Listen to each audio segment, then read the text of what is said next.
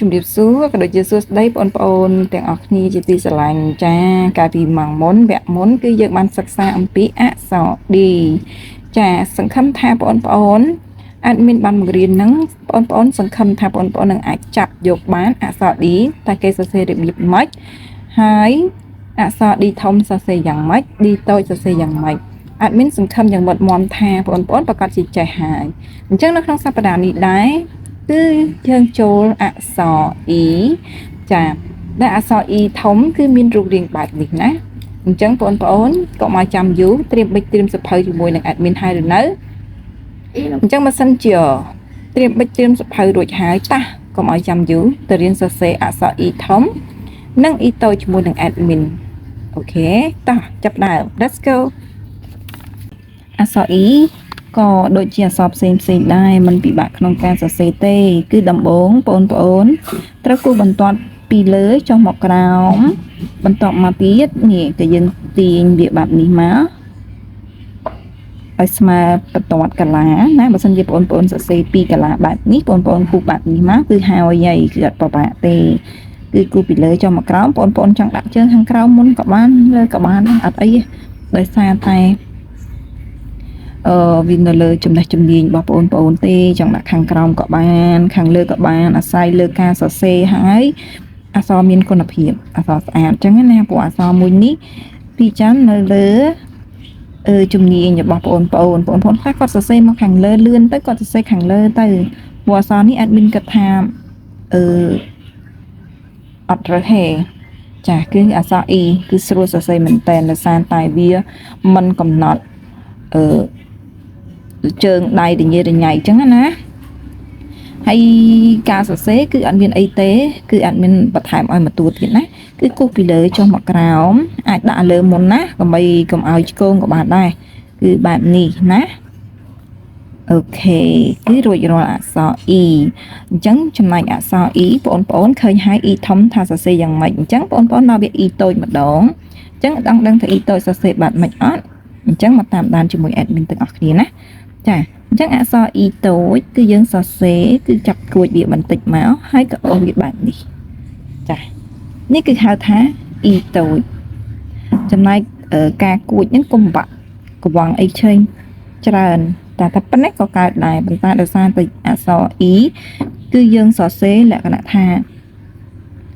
มันពិបាកញញ៉ៃច្រើនទេវាលុចលក្ខណៈបែបនេះហ៎ជាមួយ admin ឧទាហរណ៍វាដូចជាអក្សរ C បែបនេះចឹងប៉ុន្តែគ្រាន់តែថាវាមានសក់បែបនេះចាអញ្ចឹងអានេះគឺអក្សរ E អញ្ចឹងយើងគ្រាន់តែគួចវាបែបនេះមកហើយក៏អូសវាដូចជារាងអក្សរ C បែបហ្នឹងគ្រាន់តែថាវាមានសក់គួចចឹងហ្នឹងណាអញ្ចឹង admin បញ្ជាក់វាដូចជាអក្សរ C គ្រាន់តែថាគឺវាមានសក់បែបនេះវាដូចអក្សរ C តូចអញ្ចឹងadmin សរសេរឲ្យមើលមកតួទៀតណាគឺយើងត្រូវវត្តបែបនេះដូចអក្សរ C គឺអក្សរ E តូចអញ្ចឹងការបង្រៀនគឺ admin សុំបង្ហាញម្ដងទៀតទី1គឺត្រូវគូសបន្ទាត់ពីលើចុះមកក្រោមចាហើយដាក់សក់វាខាងលើទី2គឺត្រង់នេះណាហើយចំណែកត្រង់នេះគឺទី3ហើយចុងក្រោយគឺទី4អញ្ចឹងបញ្ជាក់ម្ដងទៀតលេខ1គឺបងប្អូនត្រូវគូសពីលើចុះមកក្រោមលេខ2បងត្រូវដាក់សក់ខាងលើសក់បន្ទាត់ហើយក៏សក់ខាងក្រោមបញ្ជាក់តាមលេខណាបងប្អូនត្រូវមើលឲ្យតាន់ណាចាអញ្ចឹង admin សូមបញ្ជាក់ម្ដងទៀតក្រែងលោកបងប្អូនតាមមិនតាន់អញ្ចឹងទី1គឺបងប្អូនត្រូវគូសបន្ទាត់ឈរផ្ដេកមកផ្ដេកខាងលើមួយហើយឲ្យចំបាត់កាឡាណាបងប្អូនណាគឺបែបនេះទាំងលើទាំងក្រោមអញ្ចឹងគឺហើយ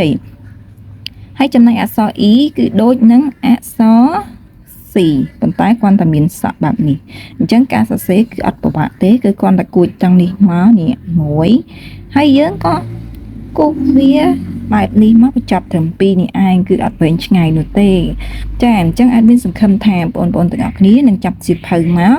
ហើយក៏រៀនសរសេរអក្សរ E ធំនិង E តូចអញ្ចឹងadmin សង្ឃឹមថាបងប្អូនទាំងអស់គ្នានឹងចាប់បិចចាប់សៀវភៅហើយសរសេរទាំង E តូចទាំង E ធំណាសរសេរទាំងពីរមកមួយសន្លឹក មួយអក្សរមួយសន្លឹកមួយអក្សរហើយបងប្អូនកុំភ្លេចធ្វើការស្វ័យតាមដាននិងស្វ័យរៀនសូត្រដោយខ្លួនឯងបន្ថែមណាធ្វើម៉េច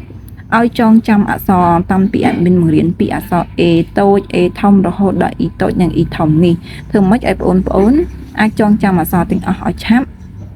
នឹងយើងបានចូលមេរៀនតែប៉ុណ្ណឹងadmin មានតែប៉ុណ្្នឹងទេអញ្ចឹងបងប្អូនកុំភ្លេចណាធ្វើការស្វ័យសិក្សាដោយខ្លួនឯងបន្តទៀតហើយនឹងជួប admin ជាមួយនឹងអក្សរក្រោយតើបងប្អូនមានដឹងថាមេរៀនក្រោយតើយើងនឹងរៀនពីអក្សរអីទេចាមេរៀនក្រោយយើងនឹងចូលមេរៀនដែលយើងសរសេរអំពីអក្សរ F អូខេអញ្ចឹងចាំជួបគ្នានៅមេរៀនក្រោយទៀតណាបងប្អូនអរគុណច្រើនជម្រាបលា